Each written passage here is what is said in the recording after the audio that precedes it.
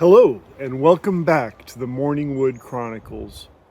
My name is Gerard, I'm 60 years old, and today is day 30 of a 180-day experiment to see if artificial intelligence can help guide me back towards metabolic health. Specifically, to help me regulate my blood work and get my labs back into normal range. To help me persuade my doctor that he should reduce or eliminate medication I've been taking for 6 years to treat diabetes and high blood pressure. And perhaps, with a little luck, even help me regain my morning vitality, if you know what I mean. Let's dive in. Over the last 10 or 12 days, every morning I've been doing a video on one recommendation that ChatGPT put forward to me as part of a recipe for resetting my metabolic system. And today I would like to cover the 5 top things out of those recommendations. These are essentially non-negotiable.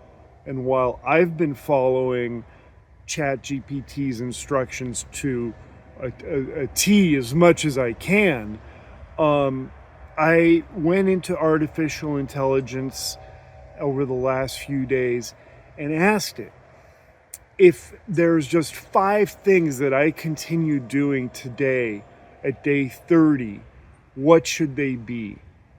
And those are the ones I'm going to review now.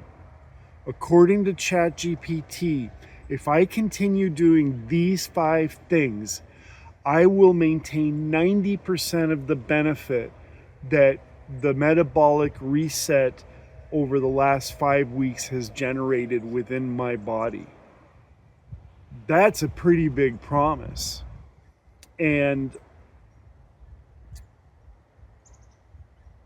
I don't know where this is leading. I don't know if this is going to work long term, but we're going to find out together, because I'm going to report back here in the forests of Washington State on what happens as I continue following the 5 following recommendations. This is the core of the program that ChatGPT has put me on. And doing these 5 things has allowed me to go through this process in a relatively easy manner. The changes within my body have been absolutely dramatic. I have been surprised almost every day, sometimes flabbergasted by how little food I've needed, how hunger has not been a part of this story, how I haven't counted calories. And so here's the 5 things that I've been doing that ChatGPT says that if I just keep doing these things, my system should continue improving. So the first thing is to walk after every meal for 10 minutes. And by walking, it's not really walking, it's moving my body, especially the big muscle groups like the legs. It can be housework, it can be mopping, it can be yard work, but not sitting or lying down after a meal. That is an absolute no-no. I move my body 10 minutes minimum after every meal. Because by activating these large muscle groups, the muscles end up being like a sponge for the glucose ingested and generated by the meal. And I think I've walked pretty much after every single meal, so 3 times a day for the last 30 days. That's 150 walks that I've gone for, or pushed the vacuum, or done something. I've moved my body. That's number 1. Number 2, I've had to cut out refined foods. I don't like it. I'm not crazy about it. It's not my favorite thing because I love my refined foods. Everything from chocolate bars to pasta and rice. Those things have been out in phase one. And phase one can last anywhere from 4 to 6 weeks, depending on the person. So, no refined foods during the metabolic reset. Number 3 is to eat slowly. This requires, for me, mindfulness. I have to remind myself at every meal, eat slowly, pace myself. And what I'll try and do is take a bite, put down my fork or put down my food, chew, swallow, repeat. I wouldn't say I'm the slowest eater still, but to eat slowly is absolutely critical. And the reason is that it allows my body to start generating signals that, I feel full, I feel satisfied. And I have not been hungry during the last 30 days. On a couple of occasions when dinner was late and everything, I started feeling a little bit of hunger, and I moved quickly to address it with some beef jerky or maybe some nuts or something like that, and it passes quickly. And I use ChatGPT when I feel a hunger. I'm not sure if it's a hunger or a craving. I'll jump on ChatGPT, describe what I'm feeling, and that has been providing me with some reassurance and some guidance. For example, try a cup of tea before having that dark piece of chocolate. So. The fourth recommendation by ChatGPT, and this is also really essential, is to sequence my food.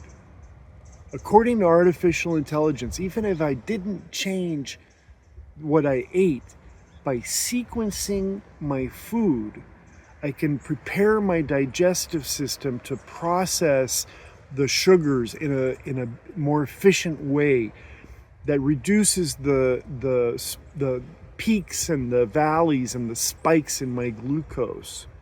And so what that looks like is to eat the protein first.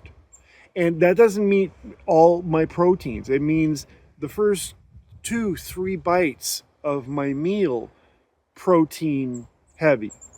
Start with the protein. Move on then to the fats and the fibers and some acid, and finish with the carbs. There have been a couple of meals over the last few weeks where I have had some rice, for example, but always at the end of my meal, and then always with a walk afterwards. And the impact of that is, according to artificial intelligence, huge. Simply by sequencing my food, I can really affect how much the glucose in my bloodstream spikes. And the last recommendation by artificial intelligence, the fifth one that is part of this recipe, and it's important to remember that this is a recipe, this is a formula, this is not pick and choose. This is a dramatic formula for a metabolic reset that will take anywhere from 30 to 45 days, depending on the person. The fifth and final rule is no laptops, no phones in bed. Bed is for sleeping. And that's about as simple as it gets. I thought it would be much harder than it has been, because I slept with my laptop. I slept with my mobile phone. Last thing I did before going to sleep was my computer. First thing I did when I woke up was my computer. Check the news, check email. And I haven't been doing that for the last approximately 5 weeks. And what's happened to my sleep is it just completely blows me away.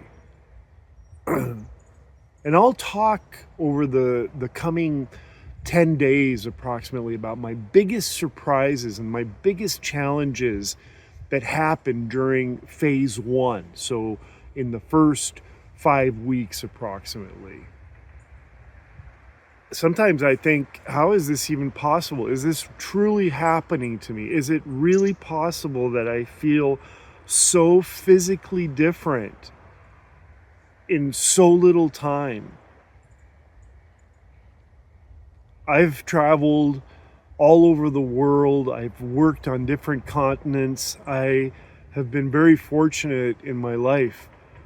But this journey, based on these 5 principles that I've been through over the last 4 to 5 weeks, is truly amongst one of the top experiences I've ever had. It's I have to truly pinch myself, and I look forward to sharing more about that experience for anybody who might be interested. Perhaps you are dealing with some similar issues, or someone you know, and so that's why I'll be back here tomorrow morning, and I hope you'll join me then for another episode of the Morningwood Chronicles.